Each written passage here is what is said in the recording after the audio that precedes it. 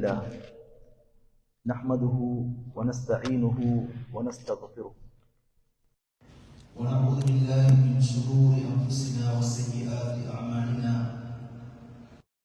الله فلا مضل له ومن يضلل فلا هادي له وأشهد أن لا إله إلا الله وحده لا شريك له وأشهد أن محمدا عبده ورسوله صلى الله عليه وعلى آله وأصحابه ومن اهتدى بهديه إلى يوم الدين أما بعد فيا عباد الله أوصيكم ونفسي بتقوى الله يا أيها الذين آمنوا اتقوا الله حق تقاته ولا تموتن إلا وأنتم مسلمون يا أيها الناس اتقوا ربكم الذي خلقكم من نفس واحدة وخلق منها زوجها وبث منهما رجالا كثيرا ونساء واتقوا الله الذي تساءلون به والأرحام إن الله كان عليكم رقيبا يا أيها الذين آمنوا اتقوا الله وقولوا قولا سديدا يصلح لكم أعمالكم ويغفر لكم ذنوبكم ومن يطع الله ورسوله فقد فاز فوزا عظيما فإن أحسن الحديث كتاب الله وخير الهدي هدي محمد صلى الله عليه وسلم وشر الأمور محدثاتها وكل محدثة بدعة وكل بدعة ضلالة وكل ضلالة في النار اللهم علمنا ما ينفعنا وانفعنا بما علمتنا وزدنا علما برحمتك يا أرحم الراحمين. அளவற்ற அருளாளன் நிகரற்ற அன்புடையோன் அல்லாஹ்வை புகழ்ந்து அவருடைய திருத்தூதர் ரசூலுல்லாஹி ஸல்லல்லாஹு அலைஹி வஸல்லம் அவர்கள் மீதும் அவர்களுடைய குடும்பத்தினர்கள் கிளையார்கள் தோழர்கள் அவர்களை பின்பற்றி வாழ்ந்த தாபிஊன் தபஉ தாபிஊன் மறுமை வரைக்கும் அவர்களை பின்பற்றி வாழக்கூடிய சாலிஹீன்கள் அனைவருக்கும் ஸலவாத்தும் சலாமும் உண்டாவதாக என்று கூறியதன் பின்னால் புனித ஜும்ஆவின் கிரியைகளை நிறைவேற்றுவதற்காக வேண்டி அல்லாஹ்வுடைய இல்லத்துக்கு வந்திருக்கக்கூடிய நரமே சகோதரர்களே, அல்லாஹுவின் நல்லடியார்களே, அல்லாஹ் சுப்ஹானஹு வ தஆலாவை உள்ளும் புறமும் பயந்து தக்வா செய்து அவன் ஏவிய கட்டளைகளை ஏற்று விலக்கியவற்றை தவிர்த்து வாழுமாறு இந்த அழகிய சந்தர்ப்பத்தில் எனக்கும் அப்பால் உங்களுக்கும் வசியத் கூறிக்கொள்கின்றேன். அல்லாஹுவின் நல்லடியார்களே, இஸ்லாம் எங்களுடைய உள்ளங்களிலே விதைக்க விரும்புகின்ற ஒரு முக்கியமான பண்புதான் நல்லெண்ணம். நல்லெண்ணம், நம்பிக்கை, அதே போன்று எந்த விடயங்களையும் பாசிட்டிவாக பார்ப்பது, நேர்மறையோடு பார்ப்பது. இந்த பண்புகள் ஈமானின் விளைவாக எங்களுடைய உள்ளங்களிலே உருவாகக்கூடிய ஒரு மகத்தான ஒரு ஒழுக்க மாண்பாக காணப்படுகின்றது. இந்த உலக வாழ்க்கை ஒரு சோதனை மிக்க வாழ்க்கை. இந்த உலக வாழ்க்கையில் எது நடந்தாலும் அது அல்லாஹ்வின் நாட்டப்படியே நடைபெறுகின்றது. அந்த வகையில் சோதனையின் எந்த வடிவங்களையும் நாங்கள் தாங்கிக் கொள்ள வேண்டும், அதனை நல்ல பார்வையோடு பார்க்க வேண்டும் என்ற அந்த நல்ல எண்ணம் ஒவ்வொரு முஸ்லிமுடைய உள்ளத்திலும் கட்டியெழுப்பப்பட வேண்டியிருக்கின்றது. நாங்கள் தற்போது எதிர்கொண்டுள்ள இந்த பிராந்தியத்தில் ஏற்பட்டுள்ள இந்த சூழ்நிலையில் முக்கியமாக கவனத்தில் கொள்ள வேண்டிய ஒரு பண்பாக இந்த நல்லெண்ணம் என்ற பண்பு காணப்படுகின்றது. எனவே நாங்கள் எதையும் தப்பெண்ணம் கொள்வது அல்லது அவநம்பிக்கை அடைவது அல்லது நாங்கள் எதிர்மறையாக எல்லா விடயங்களையும் பார்ப்பது, இதனை எங்களுக்கு இஸ்லாம் அங்கீகரிப்பதில்லை. எனவேதான் ஸல்லல்லாஹு அலைஹி வஸல்லம் அவர்கள் இந்த நல்லெண்ணத்தை, அதற்கு எதிராக அமையக்கூடிய அம்சங்களை எல்லாம் கண்டித்தார்கள். குறிப்பாக அவர்கள் அத்தீரா என்று சொல்லக்கூடிய அபசகுனம், எதையுமே கெட்ட சகுனமாக பார்ப்பது, அபசகுனமாக பார்ப்பது, அந்த பண்பை ஸல்லல்லாஹு அலைஹி வஸல்லம் அவர்கள் கடுமையாக எச்சரித்தார்கள். லா தீரத்த, இஸ்லாத்திலே இந்த அபசகுனம் கெட்ட சகுனம் என்ற அம்சமே இல்லை என்று அவர்கள் சொன்னார்கள். இந்த அளவுக்கு என்று சொன்னால் இப்படியான மோசமாக அனைத்தையும் பார்ப்பது, கெட்ட சகுனமாக பார்ப்பதை அவர்கள் ஒரு ஷிர்காக கருதினார்கள். ஒரு முறை அவர்கள் அதனை சொல்லிவிட்டு சொன்னார்கள், அதாவது கெட்ட சகுனங்கள் ஒன்று இல்லை, எனவே அவர் அதில் சிறந்தது என்று சொன்னார்கள் அல்பலு, நல்லெண்ணம் கொள்வது, இதனையுமே ஒரு பாசிட்டிவாக பார்ப்பது என்று ஸல்லல்லாஹு அலைஹி வஸல்லம் சொன்ன பொழுது சஹாபாக்களுக்கு அதனை ஒரு தெளிவுபடுத்த வேண்டிய ஒரு தேவை ஏற்பட்டது. அல்லாஹ்வுடைய தூதரிடம் கேட்டார்கள், அல்லாஹ்வுடைய தூதரே, நீங்கள் சொல்லக்கூடிய அல்ஃபல் என்றால் என்ன என்று கேட்டார்கள். அப்பொழுது ஸல்லல்லாஹு அலைஹி வஸல்லம் அவர்கள் அந்த வார்த்தையை எப்படி விளக்கினார்கள் தெரியுமா? அல் கலிமத்து ஸாலிஹா யஸ்மஉஹா அஹதுக்கும், உங்கள் ஒருவர் செவியுறக்கூடிய நல்ல வார்த்தைகள், சாலிஹான வார்த்தை என்று சொன்னார்கள். எனவே எப்பொழுதும் நாங்கள் பேசுகின்ற பொழுது, செவிமடுக்குகின்ற பொழுது நல்ல வார்த்தைகளை, நல்ல பாசிட்டிவான வார்த்தைகளை செவியுற வேண்டும் என்று ஸல்லல்லாஹு அலைஹி வஸல்லம் அவர்கள் எங்களுக்கு இந்த ஹதீஸின் மூலம் விளக்கினார்கள். எப்பொழுது இந்த உள்ளத்திலே நல்லெண்ணம் விதைக்கப்படுகின்றதோ அதன் விளைவாக நாங்கள் எப்பொழுதுமே நல்ல எதிர்பார்ப்புகளை உருவாக்குவோம். சொல்லுவார்கள், வாழ்க்கையிலே அமல் தேவை, அமல் தேவை. அமல் என்றால் அரபு மொழியிலே அலிஃப் என்ற வார்த்தையோடு ஆரம்பிக்கக்கூடிய அந்த அமல் என்பது நல்ல எதிர்பார்ப்பு. ஒரு விசுவாசி எப்பொழுதும் நல்லவற்றை எதிர்பார்க்க வேண்டும். அல்லாஹ் எனக்கு நல்லதைத்தான் ஆடுவான், எல்லாத்திலுமே நன்மை இருக்குகின்றது, குல்லுன் ஃபீ கைர் என்று கூறுவோமே, எல்லாத்திலுமே நன்மை இருக்குகின்றது என்று அந்த நலவை எதிர்பார்க்குகின்ற அந்த பண்பை இந்த நல்லெண்ணம் வளர்க்குகின்றது. அதே போன்று அமல், உழைக்க வேண்டும், உற்சாகத்தோடு உழைக்க வேண்டும். என்ன சூழ்நிலைகள் வந்தாலும் அந்த சூழ்நிலைகளை எதிர்கொண்டு அவற்றை தாண்டி பாடுபட வேண்டும், உழைக்க வேண்டும் என்ற இந்த இரண்டு பண்புகளையும் இந்த நல்லெண்ணம் எங்களுக்கு மத்தியிலே உருவாக்கி விடுகின்றது. இது ஒரு இபாத கல்வியா என்று சொல்வார்கள், உள்ளத்தால் மேற்கொள்ளக்கூடிய ஒரு வணக்கம். அத்தகைய வணக்கங்கள் ஒன்றுதான் உள்ளத்திலே நாங்கள் நல்ல எண்ணங்களை விதைப்பது, நல்லெண்ணத்தோடு அனைத்தையும் பார்ப்பது. எனவே இந்த பண்பை, இந்த ஒழுக்கத்தை நாங்கள் உருவாக்க வேண்டும், வளர்க்க வேண்டும், எங்களுடைய உள்ளங்களிலே உருவாக்க வேண்டும், குடும்பங்களுக்கு மத்தியில் அதனை விதைக்க வேண்டும், சுற்று உள்ள நண்பர்களுக்கு மத்தியிலே அந்த உணர்வை நாங்கள் விதைக்க வேண்டும். அத்தகைய ஒரு காலகட்டத்திலே நாங்கள் வாழ்ந்து கொண்டிருக்கின்றோம். எனவே இந்த உணர்வை நாங்கள், இந்த ஒழுக்க பண்பை விதைக்க வேண்டுமாக இருந்தால் அதற்கான முதலாவது ஒரு அடிப்படை அம்சம் ஹுஸ்னுல் வன்னி பில்லாஹ், அல்லாஹ்வை பற்றிய நல்லெண்ணம் கொள்வது. அல்லாஹ் சுப்ஹானஹு வ தஆலாவை எந்த அளவு தூரம் நாங்கள் அறிந்து, அவனுடைய பண்புகளை அறிந்து அல்லாஹ்வை நாங்கள் புரிந்து கொள்கின்றோமோ அந்த அளவு தூரம் அல்லாஹ்வின் மீதான நம்பிக்கை அதிகரிக்கும். அதே போன்று அல்லாஹ்வை பற்றிய நல்லெண்ணம் அதிகரிக்கும். எனவே அல்லாஹ் பற்றிய இந்த நல்லெண்ணம் என்பது கூட ஒரு உயர்ந்த இபாதா, உள்ளத்தினால் செய்யக்கூடிய ஒரு இபாதத்தாக காணப்படுகின்றது.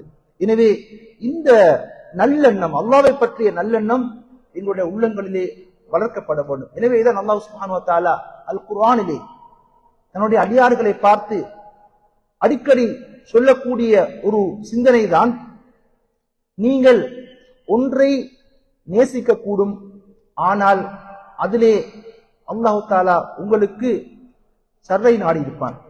நீங்கள் ஒன்றை விரும்பக்கூடும், நீங்கள் ஒன்றை வெறுக்கக்கூடும், அதிலே உங்களுக்கு நன்மை காணப்பட முடியும் என்று அல்லாஹ் கூறுகின்றான். ஃபஅஸா அன் தக்ரஹு ஷைஅன், நீங்கள் ஒன்றை வெறுக்கக்கூடும், விரும்பாமல் இருக்கக்கூடும், வயஜ்அலுல்லாஹு ஃபீஹி கைரன் கதீரா, ஆனால் அல்லாஹ் சுப்ஹானஹு வ தஆலா நீங்கள் வெறுக்கக்கூடிய அந்த அம்சத்திலே உங்களுக்கு அல்லாஹ் தஆலா நிறைய நலவுகளை, நன்மைகளை நாடியிருப்பதாக கூறுகின்றான். எங்களை படைத்தவன் அல்லாஹ், இந்த பிரபஞ்சத்தை படைத்தவன் அல்லாஹ், எங்களுடைய அனைத்து ரகசியங்களையும் அறிந்தவன் அல்லாஹ். எனவே அந்த அல்லாஹ் தஆலாவுக்கு தெரியும் இந்த அடியானுக்கு எதனை நாட வேண்டும், எதனை நாடக்கூடாது என்று அந்த அல்லாஹ் மாத்திரம்தான் அறிந்து வைத்திருக்கிறான். எனவேதான் அபூ ஹுரைரா ரலியல்லாஹு அன்ஹு கூறுகின்றார்கள், ஸல்லல்லாஹு அலைஹி வஸல்லம் கூறியதாக ஒரு ஹதீஸுல் குதுசி அதிலே கூறுகின்றார்கள், அல்லாஹ் தஆலா கூறுகின்றான், அன இந்த வன்னி அப்தி பி, என்னுடைய அடியான் என்னை எப்படி நினைக்கின்றானோ அப்படித்தான் அந்த அடியானை நான் கையாளுகின்றேன். என்னுடைய அடியான் என்னை எப்படி நினைக்குகின்றானோ, எப்படி கற்பனை செய்கின்றானோ, அப்படித்தான் அந்த இடத்தில் தான் நான் அந்த அடியானை நான் கற்பனை செய்கின்றேன். இன் வன்னபி ஹைரன் பலகு, என்னை பற்றி நல்லெண்ணம் கொண்டு நல்லதை நினைத்தால் அவனுக்கு அந்த நல்லது கிடைக்கும், நலவு கிடைக்கும் என்று கூறினார். என்னை பற்றி அவன் தீங்காக கற்பனை செய்தால், தீய எண்ணம் கொண்டால், பலகு அவனுக்கு அந்த தீமைதான் கிடைக்கும் என்று ஹதீஸுல் குத்ஸியிலே கூறப்பட்ட அந்த செய்தியை ஸல்லல்லாஹு அலைஹி வஸல்லம் கூறிக்காட்டினார்கள். இது ஒரு விசுவாசிகளுக்கு காணப்பட வேண்டிய ஒரு அடிப்படையான அம்சம். எப்பொழுது நாங்கள் அல்லாஹ்வை பற்றி நல்லெண்ணம் கொண்டவர்களாக காணப்பட வேண்டும். இது ஈமானின் விளைவாக. அல்லாஹ்வை எந்த அளவு தூரம் நாங்கள் அறிந்து கொள்கின்றோமோ அந்த அறிவின் விளைவாக தோன்றக்கூடிய ஒரு அம்சம்தான் இந்த அல்லாஹ்வின் மீதான நல்லெண்ணமாக காணப்படுகின்றது. அதன் விளைவுதான் ஸல்லல்லாஹு அலைஹி வஸல்லம் கூறினார்கள், அஜபன் லி அம்ரில் முஃமின், ஒரு விசுவாசியுடைய நிலைமையை பார்க்கின்ற பொழுது ஆச்சரியமாக இருக்கின்றது. என்ன ஆச்சரியம் என்று சொன்னால், அவனுக்கு ஒரு நல்லது நடந்தால் அந்த நன்மைக்காக வேண்டி, நலவுக்காக வேண்டி அவன் அல்லாஹ்வுக்கு நன்றி கூறுகின்றான்.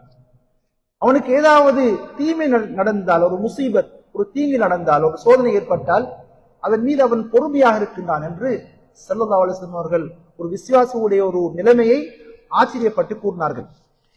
எனவே ஒரு விசுவாசியுடைய வாழ்க்கையிலே பொறுமை என்ற பண்பு காணப்பட வேண்டும். சோதனைகள், துன்பங்கள், கஷ்டங்கள், நெருக்கடிகள் வருகின்ற பொழுது அவன் பொறுமையோடு அதனை தாங்கிக் கொள்ள வேண்டும்.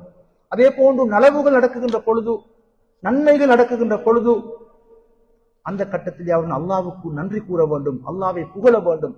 இப்படித்தான் இஸ்லாம் எங்களுக்கு அல்லாஹ்வை மீது நல்லெண்ணம் கொண்டு நாங்கள் எப்படி எங்களுடைய விவகாரங்களை நோக்க வேண்டும் என்று எங்களுக்கு இஸ்லாம் கற்றுத் தருகின்றது.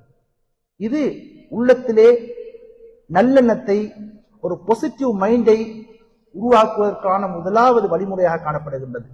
இரண்டாவது, நல்லெண்ணத்தை விதைப்பதற்கு இரண்டாவது தேவையான அம்சம்தான் அல்லாஹ் சுப்ஹானஹு வ தஆலா எங்களுக்கு எண்ணற்ற நிஅமத்துக்களை தந்திருக்கின்றான். அந்த நிஅமத்துக்களை எங்களால் கணக்கிட்டு பார்க்கவே முடியாது. وَإِن تَعُدُّوا نِعْمَةَ اللَّهِ لَا تُحْصُوهَا, அல்லாஹ்வுடைய நிஅமத்துக்களை நீங்கள் எண்ணி பார்த்தால் உங்களால் எண்ணி பார்க்கவே முடியாது.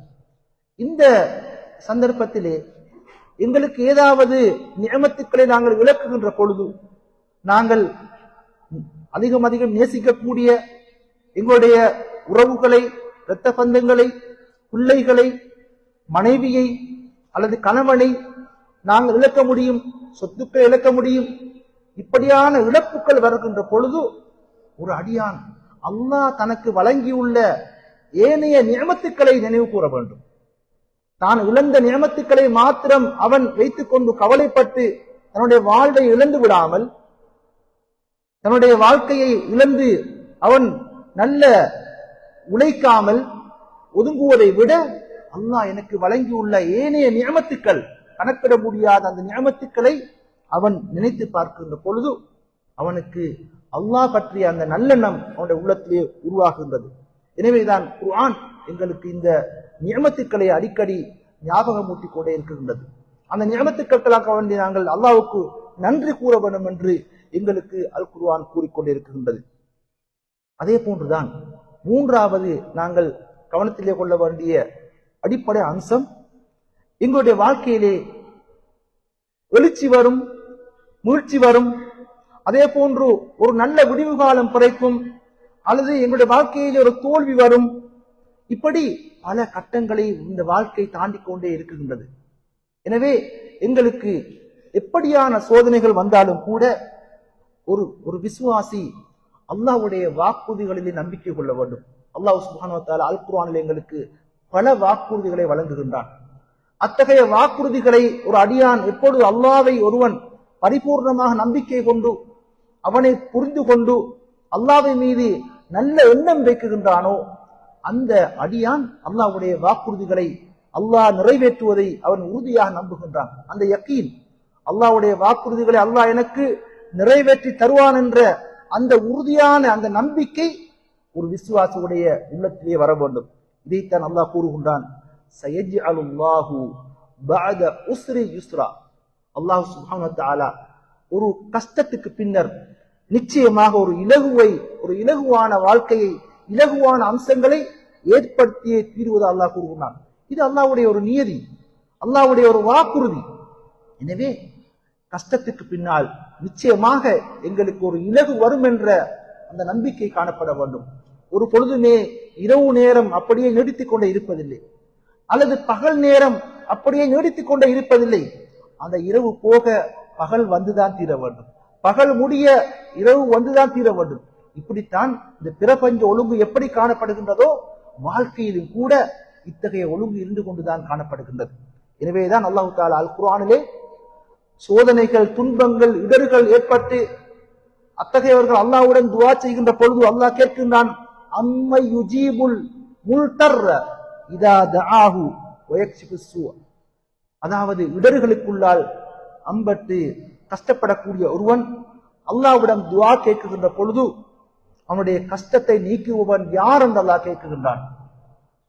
எனவே அந்த கஷ்டங்களை, இடர்களை, துன்பங்களை நீக்கக்கூடியவன் அல்லாஹ் மாத்திரம்தான் என்ற அந்த நம்பிக்கையை அல் குர்ஆன் எங்களுடைய உள்ளங்களிலே பதிக்க முற்படுகின்றது.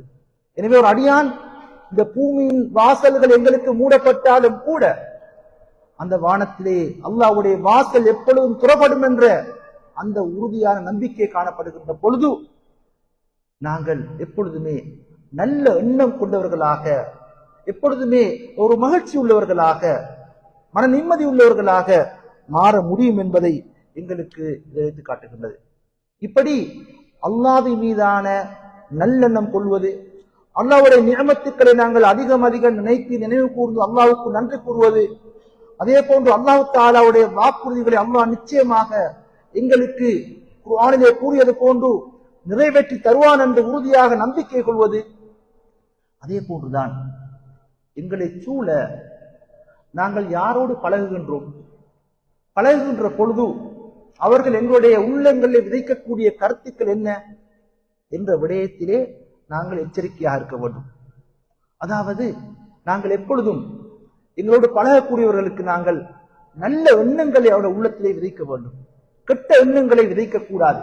குறிப்பாக இன்று சமூக வலைத்தளங்களிலே நாங்கள் மூழ்கி இன்று பிராந்தியங்களில் நடைபெறக்கூடிய இந்த சோதனைகள், நெருக்கடி நிலைமைகளை பார்த்து சோசியல் மீடியாவில் எங்களுக்கு பலவிதமான நச்சு கருத்துக்கள் எல்லாம் விதைக்கப்பட்டுக் கொண்டிருக்கின்றன.